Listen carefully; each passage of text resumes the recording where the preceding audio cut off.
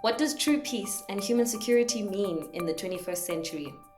In a world of climate breakdown, rising inequality, and the accelerating risks of AI and emerging technologies, our guest on today's podcast reminds us that peace must mean more than simply the absence of war. In a recent paper, Planetary Peace for Human Security, Paul Shrivastava, co president of the Club of Rome, argues that traditional ideas of peace shaped by colonial legacies, military power, and post Second World War diplomacy are no longer fit for purpose. Instead, he and his co authors propose a concept of planetary peace, a vision of security grounded in the well being of people, the planet, and future generations. I am Nolita Mvunelo. And on today's podcast, Paul and I discuss why peace today must encompass inner development, the environment, technology, and our relationship with nature, and how collaboration can turn global crises into opportunities for renewal. That's all ahead on the Club of Rome podcast, where we explore bold ideas for shaping sustainable futures. Hi, Paul. Thank you so much for joining us today. How are you doing? I am doing fine, Nolita. How are you doing? I'm good. I'm good. And getting right into it. So, what is planetary peace? Because you describe it as something that's much bigger than the absence of war. What exactly does this mean? And why have you chosen to pursue this topic specifically? Yeah. So, historically, peace has been cued in relation to wars, usually wars among nations and among subnational groups.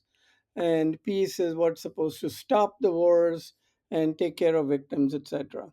But humanity now faces a much bigger risk to human life that can cause 10 times to 100 times the number of deaths that even the largest wars in history have caused. And that risk is the breakdown of planetary ecosystems. These kind of events can kill and injure millions of people at a time in specific natural disasters that we hear about, which are becoming worse and more frequent, but also in slow seeping harm that is causing excess number of deaths from what was normal before the pollution of oceans and air became so huge. So planetary peace is a concept of peace and nonviolence that is responsive to these major sources of violence against humans and against nature and all species. And hopefully, it will uh, these kind of dangers and risks ensue from breaching of our planetary boundaries. So we kind of wanted to raise the discussion of peace from the narrow focus on internation wars to something that is planetary in scale and responsive to the challenges of the planetary boundaries and also the destruction of ecosystems. This was the title of the first version of this publication, and now the second one was on planetary peace in the Anthropocene. So, when I'm hearing your response, is that it's very much nested into this idea that we have entered a new epoch. The Club of Rome is well known for its systems thinking, connecting the dots between economics, environment, and human well being. Why have you chosen this legacy and the Anthropocene as the way to observe and explore peace? Yeah, that's a really good question. And I think some of it is specific to the Club of Rome, the way this discussion emerged amongst us. But on a more abstract scale, uh, we are defining peace in systemic terms because it is a legacy of the Club of Rome. And for us, there are three components of the systems of planetary peace. One has to be at peace with oneself, the second is peace with others, between neighbors and nations, etc. And the third is peace with nature. These systems of peace are interrelated, they're interconnected, they're very interwoven. So we are very much following in the legacy of systems thinking of the Club of Rome. We also trace the roots of these systems of peace to other economic, social, cultural, and political systems and practices. So we connect peace with systems that govern everyday activities and the life of people. This way, we hope that each individual person will be able to see the role of peace in their lives in the way they conduct their lives and take responsibility for and do something about it. So we wanted to not only do systems thinking around peace, but also a kind of people enabling, so that peace is not left to security experts, it is not left to governments to deal with, because frankly, the record of governments in dealing with peace is rather abysmal. We've had 2,000 years of war. So we thought that we need to shift the locus of action to people, and that was the other reason for thinking about it in these systemic terms. What are the considerations about the question of understanding or navigating power? Because this publication is also coming in like a backdrop of over 100 global conflicts, two of which are really grabbing the attention of people, while also the political landscape in and of itself is shifting and doesn't seem to be recognizing, or at least those that are in power don't seem to be grappling in the same way this idea of like peace in the Anthropocene. Yeah, so actually, we started a conversation within the Club of Rome as a response to the Gaza crisis. I mean, the what is now widely acknowledged as being a war of genocide, and it shook a lot of people right at the beginning of the war. And we started having conversations uh, within the club among members about what are we to think of this? How are we to make sense of what is going on in Gaza and what's going on in Ukraine and what's going on in all these other wars that we have been engaged in? What does it tell us about being human? And so, actually, before this publication that you are referencing, we had another publication called Enduring Peace in the Anthropocene. And I'll come back to the question of the Anthropocene in a second. I know I didn't fully address it. But in that publication, I invited about a couple dozen Club of Rome members to explore this question of that we are moving into this new epoch of life in which a lot of conditions are changing. People are describing it as a polycrisis and so on and so forth. And what do these particular events of war tell us about living peacefully in harmony as human beings?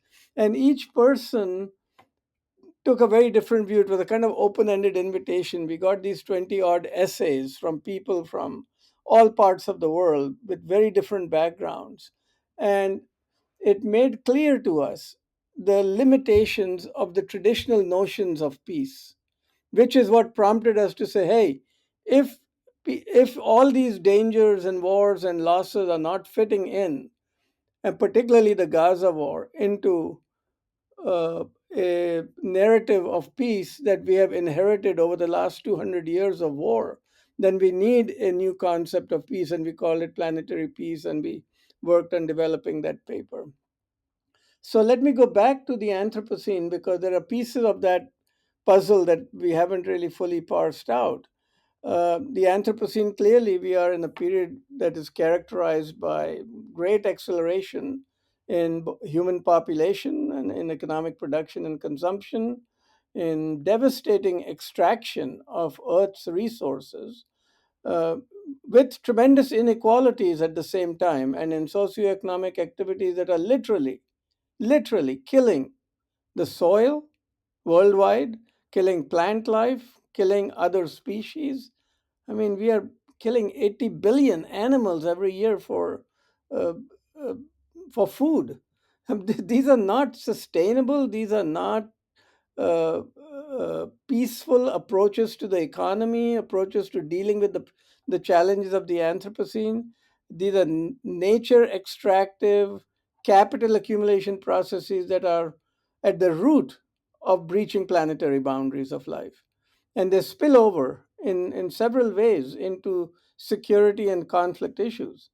First, in order to provide security to the resources that we want to extract and the logistics routes for these resources that we need to protect, we are increasing military expenditures and military systems build out. In 2024, we spent about $2.4 trillion in defense, so called defense expenditures. And these expenditures are going to double in the next decade. The US is already, for 2026, wanting to spend over $1 trillion itself. And then China has increased its budget by 7%. India has increased its defense budget by 6.5%. And all the NATO countries, which sort of fell under the US umbrella, are now being pushed by the Trump administration to spend 5% of their GDP into defense budgets in 2026. And so we are moving in the wrong direction to protect the exploitation of resources which actually caused the Anthropocene. So that is one link to the Anthropocene. Secondly, the extraction of local resources, whether they're in Africa or in other parts of the world, is itself a source of armed conflicts now. These extractive practices benefit very differentially populations. They are very unequal, and most of them are quite unfair, at least in the view of the locals. So there is resistance by local communities to exploiting their local resources for profits by some anonymous private and public corporations. So, environmental technologies and nature based solutions must become part of the security solution. The way we are, human security is not just about protecting the resources for the rich, which is where the inequality equation is becoming so bad now that less than 2% of the world controls 90% of the world's wealth. And so, this trajectory of the Anthropocene needs to be dismantled eventually, but at least disturbed for now. And the third reason I would connect Anthropocene and wars and peace is that the impacts of the current security practices is probably one of the largest cause of climate change. Defense forces and wars consume an enormous amount of resources, as Gaza showed us, as Ukraine is showing us, as other wars have showed us. They use a lot of fossil fuels, they destroy a large amount of natural environment, and we don't even track it. We don't measure the ecological footprint of armies, militaries, and wars under the Kyoto Protocol, nor under the Paris Agreement. And this is a huge blind spot. So we need to tie together the discourse of the Anthropocene and reimagine a peace for the Anthropocene. And this is where we are sort of proposing planetary peace as a way of thinking about peace in broader terms. So if I understand correctly, there's a point about the Anthropocene is or can be in and of itself a violence. And like the extraction, the acquisition of resources, the acquisition of human labor is kind of what seems to perpetuate this. I mean, even if you think of it like in like the traditional human evolutionary stories that man starts to farm, man starts to want to protect farm, man now starts fighting neighbor because neighbor is encroaching on their farm. Here we go, we've invented war.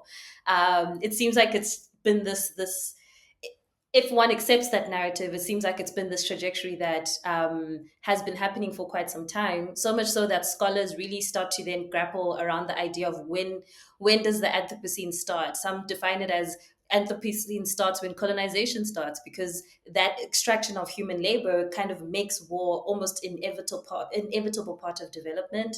I'm thinking of a book called A Billion Black Anthropocenes or None. I'll share a link after this. So I guess my question then is, what does planetary reconciliation look like? So that point you made earlier, like, or planetary peace. So the reconciliation of peace with oneself, peace with the other, peace with nature. What are the emerging proposals that were coming up in the two publications? Yeah, so I mean, each one of them is a huge area of debate and discourse. The Club of Rome is involved in some of them. We have another paper that was put out just earlier this year on inner development, which spoke to the question of what does peace with oneself mean. We need to understand the self in deeper ways. And I think we have the whole Fifth Element project, thanks to you and all the people that you're leading in that team, to try to fully understand what it means to be human. I think those are all elements of trying to understand what peace with oneself could look like. Now, there are also existing practices of people who are leading in that space. I read somewhere that over 300 million people are practicing meditation every day. And another 3 million people are doing things like yoga and other mindfulness things to cultivate the self in a different way. So I don't think in regards to acknowledging that peace with oneself is an important component, that we are new or we are the first ones. There are a lot of people who already have this insight, but they're perhaps not connecting it to peace. They are kind of thinking of peace, mental peace, or peace with oneself as something that stands alone and is their individual responsibility and doesn't connect to the rest of the world. And we want to invite them into this conversation of planetary peace and say, no, what you're doing is actually a very essential and perhaps a central part of the systems that are needed to engage in planetary peace.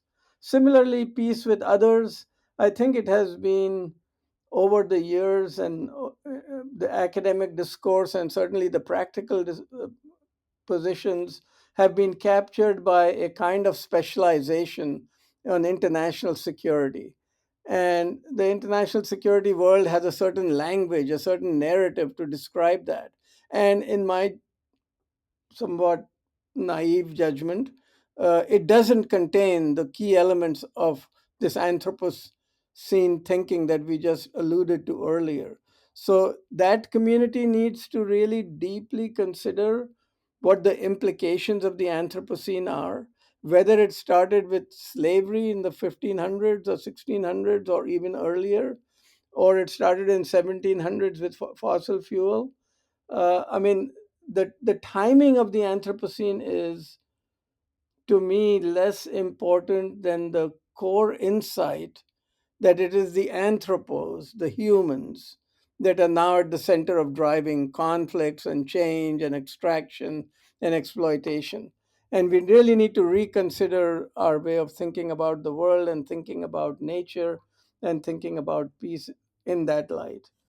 I then also want to add a challenge, because also the risk of the framing of the Anthropocene is that it creates this equality of humans, as if all humans have put us in this position we're in.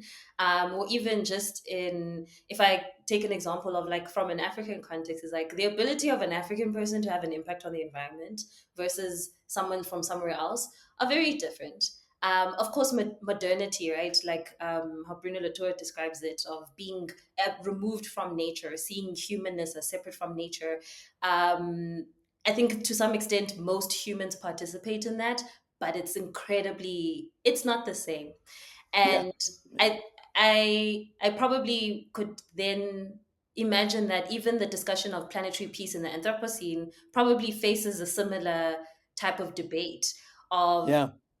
that not all people, there is no equality in creating wars. So yes, we can have self-enlightenment. I mean, various cultures also have different forms of enlightenment, like there's voodoo in Southern African contexts. There's various forms of consciousness in different Asian contexts that already within embedded in culture has a level of reconciliation that is required of the person.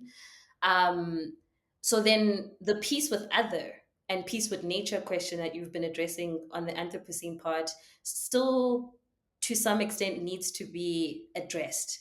And what would you say to people who come to you with that criticism? Yeah, yeah. I'm glad you pointed out, because I also feel that the idea of the Anthropocene is not to just homogenize and blame everybody uniformly. We know that is not true. I mean, the inequality, I keep emphasizing the Anthropocene. When I talk about it, I put climate change, of course, as one of the big things, but my very next thing is inequality. Because climate change is not happening because what you and I do. 10% of the wealthy and their jets and ships are producing more carbon than most of what the rest of the world is doing. So even in the case of climate change, I think the who produces and who suffers the impact is completely the opposite. And there are two extremes. The production of the Anthropocene can be very squarely put into the hands of the rich countries, historically. They are the ones who have produced all the carbon that is now causing the changes, and it's the poor countries that suffer the consequences. So to me, Anthropocene doesn't mean that everybody is equally responsible, or so I accept that. And I think it is also a question of responsibility. So if there are historical causes that we are now starting to understand, then the richer countries, and within the countries, the richer communities have a responsibility to deal with it in a more uh, uh, aggressive way. So yes, I think we will, as we start developing programs, we will need to not only be mindful of this, but we will need to go to some very uncomfortable conversations about what reparations look like, what solutions look like, what reconciliation really means. It is not that simple in my mind, at least. And while I might not have an answer to what that reconciliation might mean, but I think that if we truly want to become human in our full potential, that reconciliation would have to include those three components: forgiving ourselves as individuals, finding ways to forgive others, our neighbors, other countries, and reestablishing a new relationship with nature. And it's a very rich area for research, for practice, for change, for leadership. Uh, and I'm hoping that what this paper will do is to entice these other communities that have been providing answers to the old questions, to rethink new solutions. You are listening to the Club of Rome podcast, the place to discover bold ideas from change makers who are tackling the world's biggest challenges, from the climate crisis to inequality and systems change. The podcast is over a year old now, and we have an archive including episodes on building well being economies in turbulent times, Africa's war on misinformation, and building climate resilience in the most vulnerable communities. You can find them on Apple, Spotify, or wherever you get your podcasts. Now back to the discussion. One of the most hopeful ideas in the publication is what you call existential opportunities, which, nice play on words. You suggest that even amid global crises, humanity has a chance to reinvent itself. What kinds of opportunities are you referring to? And what would a regenerative civilization actually look like and feel like in everyday life? Karima Kadaya, Club of Rome member, she always does this exercise of you wake up in the morning and your dreams have come true. What does that look like? Yeah, you're asking some really very piercing questions. But let me just say that the reason for thinking about existential opportunities was my rather idiosyncratic reaction to the debate that a year and a half ago I was involved in with regard to existential risks. Everybody was talking about existential risk. We were kind of coming out of a pandemic, which was the newest existential risks after being exhausted for 20 years by climate change and 50 years with nuclear Armageddon, that were all existential risks, and now this new one, and followed very quickly by AI as an existential risk. So it was like I was getting scared, frankly. And I said, if we are going to think about risks, and as the Chinese proverb that says every risk is also a kind of opportunity for someone, we started thinking about what might be a way to react to existential risks that would be at least of a similar scale as these risks. And so we came up with this notion of existential opportunities. And what we need to open our minds. We've become human in certain ways, and some of those ways are actually quite unhuman or inhumane.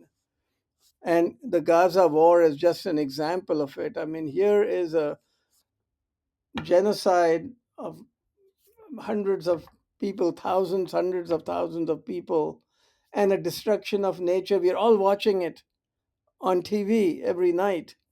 And somehow it is getting normalized by people, it is getting justified. And while at an existential level, I feel a complicity in it. I can't watch this without saying, like, I am involved in this. It dehumanizes me even to watch, and I should be doing something about it. My moral and my social and my all kinds of antennas are going up on this.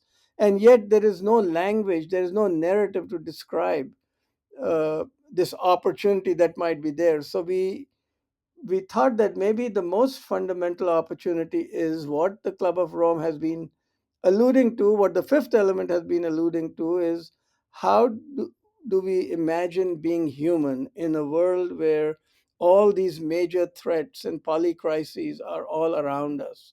And so, at the most fundamental level, this is a personal question. And it's a question that I took hope from, that even at the age that I am in, where most of my life is in my background, that I can still ask, can I be human in a different way that would avoid and prevent these kinds of carnages from happening? And so, at a very fundamental level, I see this as an opportunity to redefine human existence in relationship to themselves, to nature, and to others. And it will have different answers for different people. For some, it will be a professional thing. What can they do in their organization, and how can they change their businesses or their hospitals or their educational institutions? For others, it will be a more private response. How do we change our consciousness? How do we change our mindset? How do we change our values? And for still others, it will be a policy question, that we can be create more humane policies, educational policies, social policies, economic policies, etc. So I think our purpose there was to just open the door, just kick it open and say, "Oh, everything should be reconsidered." One of the proposals was on this transdisciplinarity or interdisciplinarity, producing of knowledge, of collaborating, of creating new initiatives. Um, why was that one of the pillars? What was the opportunity that you were seeing there? Let me say that transdisciplinarity is part of the solution. I still see it as a positive force, but I've been arguing this for like 20 years, and I'm a little bit fed up that the discourse of transdisciplinarity is just hung up still around disciplines. Who is having this debate now? In 2004 and 5, when this was 20 years ago, literally, it was academics who were boxed in small disciplines and started to say, oh, we need to talk to each other and we need to talk to people outside academia.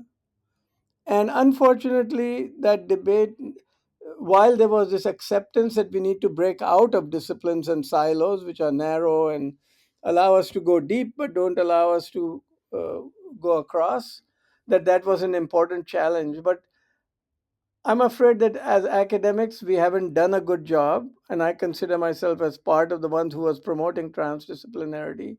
And as a result, academia now has a transdisciplinary hang-up.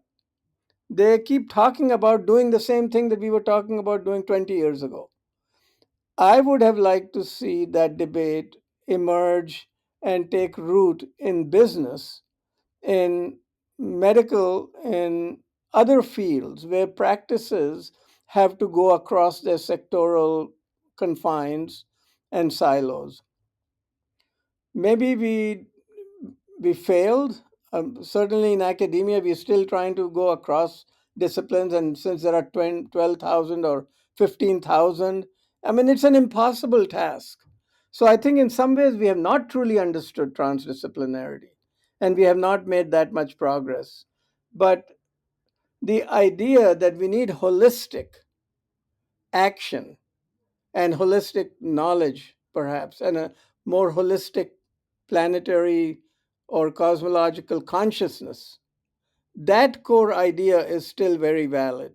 The way it is being put into practice in different practitioner groups like academics or is very disheartening to me. Uh, So I would say yes, we should continue to do it, but let's not just react to our own immediate environment of disciplines. Let us look at what that big insight is calling for and take those large leaps that need to happen. Uh, and some of it means getting out of our comfort zone of our discipline or our academic institution or our conference or set of practitioners or communities of practice into completely different ones and learning what it means to be effective there and becoming a new person as a result. That's what the core of transdisciplinarity now holds for me. I've run a little experiment on transdisciplinarity on myself because I did my undergraduate in chemical engineering. I'm doing my master's in environmental humanities. So one day over coffee, I'm going to give you my unhinged analysis of what's going on.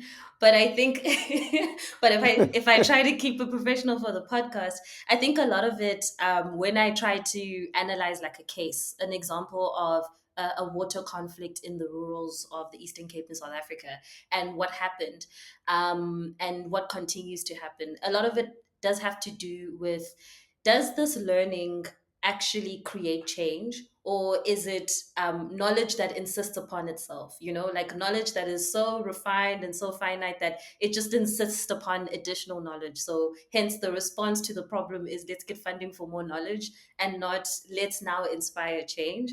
That's my top Yeah. line analysis of what I understand, having now put my foot in both worlds. Could this potentially be one of the invitations then that are coming from the Club of Rome to the listeners of this podcast? Is how do we overcome some of the analysis paralysis? What does interdisciplinarity at the action level, as well as the knowledge level, as well as the consciousness level, look like?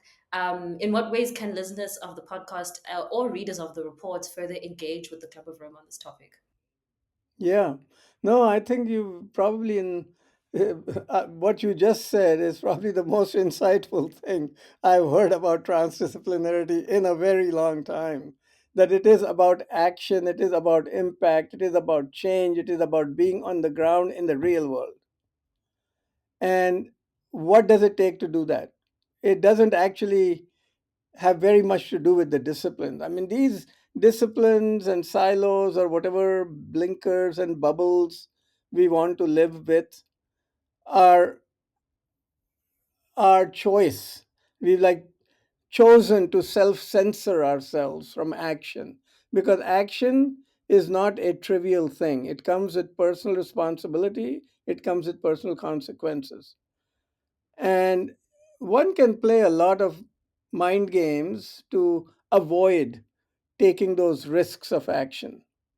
And I think the transdisciplinary academic discourse is, in some ways, shielding people from going into action in that dramatic way. And what you are telling me is that as you have experienced life and engaged in projects, you've started realizing the kind of connection between that action and understanding. And sometimes you need a lot of understanding to engage in meaningful life. Sometimes you don't. You just have it.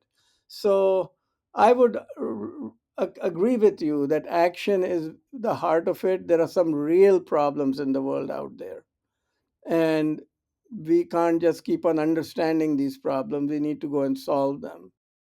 And I think if there's one thing that we could be doing more is modeling. So when I look at you and I look at some of our other colleagues and our members, the ones that I'm really inspired by are the ones who are on the ground doing things rather than just talking about doing things. So the invitation is more people on the ground doing things, and for them to please get in touch. Because my final and my last question was that you describe planetary peace as both a process and a project. In a world that's defined by division, what gives you the hope that this particular vision might be the one that actually takes root? Yeah, very good question. And also, it kind of behooves the question of how are we going to bring some new initiatives into reality and establish some things.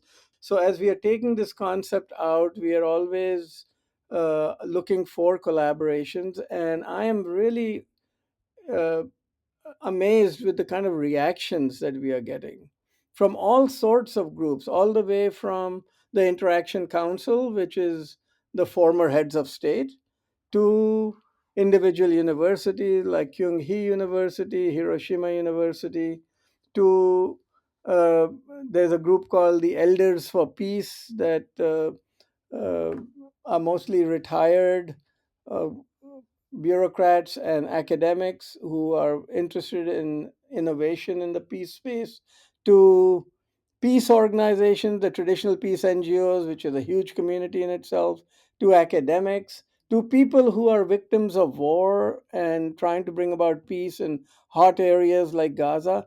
All of these different groups that we are talking to, I mean, they get it. They get the need for expanding peace and creating a peace-centric world, just like we were arguing for an ecocentric world in uh, 50 years ago when the ecological movement started. We are sort of taking that idea of ecocentrism to include peace, and we are kind of weaving the two together to create a peace and ecocentric world together. So it has great appeal, and that is perhaps the biggest source of hope.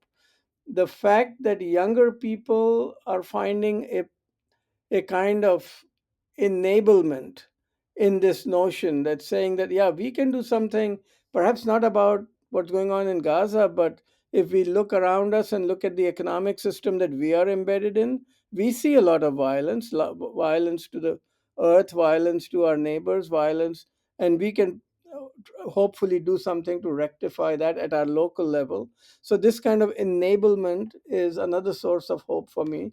But ultimately, the proof of the concept will lie in how many action projects we can create. So we're going around to foundations, proposing to them that we need to change our economies towards a peace economy.